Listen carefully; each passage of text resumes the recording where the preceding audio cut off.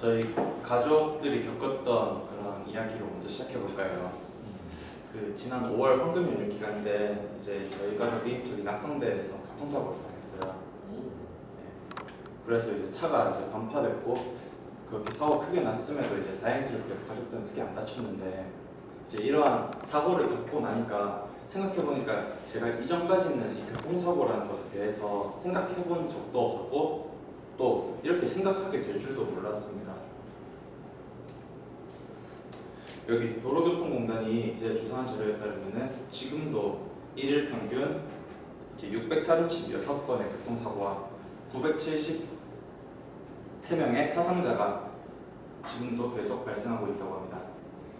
이 자료는 즉슨 여기 계신 여러분들도 안 겪으면 좋겠지만은 한 번쯤 살다가 갑자기 겪게 되더라도 그게 그렇게까지 특별한 일은 아니다라는 것입니다. 그렇다면 이렇게 교통사고를 겪었을 때 문제가 되는 것이 무엇인가? 가장 먼저는 당연히 안전이겠죠. 큰 사고 안 당하고 이제 몸이 건강하게 치르고있죠. 하지만은 이제 이러한 건강을 넘어서 이제 실질적으로 이제 이 돈에 대한 부분을 생각 안 할 수가 없는데요. 그래서 제가 준비한 주제는 교통사고 시 보상금입니다.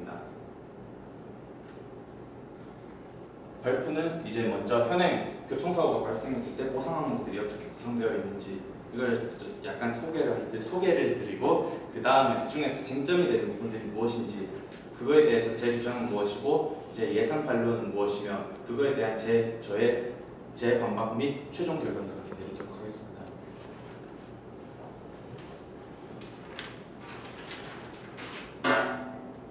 먼저 교통사고 보상 항목입니다. 이제 교통사고를 당한 차들이 모두 보험에 들었다고 이제 그렇게 가정을 했을 때 이제 다음의 항목들을 고려하여서 이제 교통사고 최종 그 보상액이 산정되게 됩니다. 그래서 이제 재산인 자동차와 관련된 보상이 대물보상 그리고 이제 사람에 관련된 보상이 대인보상으로 이게 크게 구성이 되어 있고요. 대물보상 같은 경우는 먼저 차량 수리비 그리고 이제 간접손해 보험금이라고 해서 이제 그 차를 수리 맡겼을 때 차를 이용해야 하니까 그때 렌트를 했을 때 그 드는 비용을 이제 청구할 수 있는 렌트비와 또 시세하락 손해금이라고 해서 이제 차가 이제 사고를 당하고 나면 그 차의 가치가 떨어지기 때문에 그에 대해서 보상을 하기 위한 시세하락 손해금 이렇게 구성되어 있고요. 대인보상 같은 경우는 이제 병원 치료비 그리고 이제 입원을 하게 됨으로써 이제 일을 못하게 되어서 못 벌어들이는 수익에 대한 보상 금액인 휴업 손해 그리고 이제 그 부상의 정도에 따라서 등급에 나눠져서 그 등급에 따른 위자료 그 외에 기타 손해로 구성되게 됩니다. 지금까지 이렇게 들었을 때는 이거 다 잘 보상되고 있는 것 같은데 다 범죄와도 잘 돼 있고 다 보상되는 것 같은데 그렇다면 뭐가 문제야 싶을 수 있는데 여기서 문제가 되는 부분은 바로 여기 체크된 항목들입니다. 이 체크된 항목들을 인정하는 그 조건들을 되게 까다롭게 함으로써 소극적으로 인정을 하여서 이제 보상 금액을 최대한 줄이고자 하는 것인데요.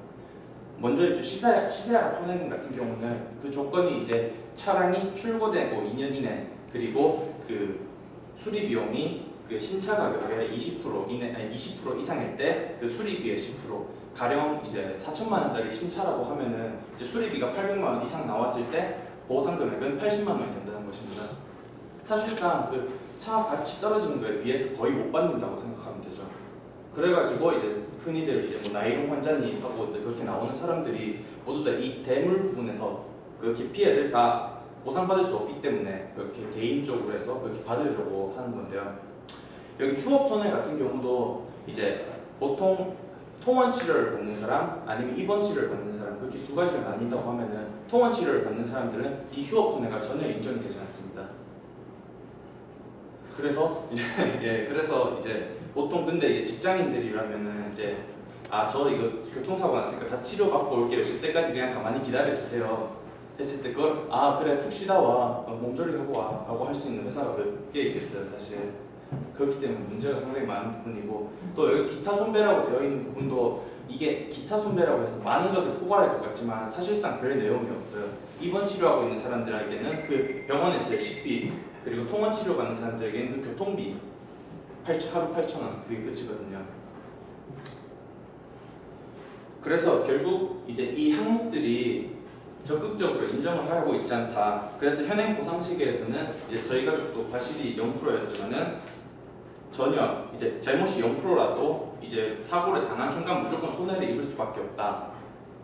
그래서 제 주장은 이 조건들의 그 충족 요건을 낮춤으로써 소극적으로 인정되고 있는 이 보상 항목들을 적극적으로 인정하자입니다.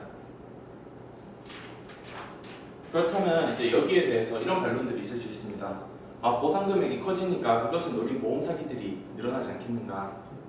아니면은 이제 내가 실수로 내가 가해자가 될 수도 있는데 그런 경우에 너무 가혹한 것이 아닌가? 이에 대한 저의 반박은 다음과 것 같습니다. 보상 금액이 커진다면 그것은 이제 보험사 측의 이익으로 직결되는 부분이기 때문에 현재도 이제 사고조사 시스템을 유지하고 있고, 하지만 이 부분에 대해서 더 투자를 함으로써 오히려 더 보험 사기가 더 줄어들 가능성이 있다고 봅니다. 그리고 가해자에게 너무 가혹하지 않은가라는 사실에 대해서도 사실상 이제 실제적으로 나가는 돈은 보험사가 다 지출하는 것이지, 이제 그 가해자가 이제 부담하는 부분은 그 한도를 넘는 부분이랑 이제 인상된 보험료뿐이기 때문에 그렇게 가혹하다고 생각하지 않습니다. 그래서 저는 다시 이렇게 주장합니다. 적극적인 인정을 통해서 이 보상에 대해서 완전한 보상이 이루어져야 한다. 네. 이제 마지막 한마디로 이제 이렇게 끝낼게요. 피해자들의 심정을 고려한다면은 과연 제가 지금까지 이렇게 돈돈 얘기했지만은 이렇게 돈돈 얘기를 계속 해야만 할까요? 돈이 우선입니까? 사람이 우선입니까?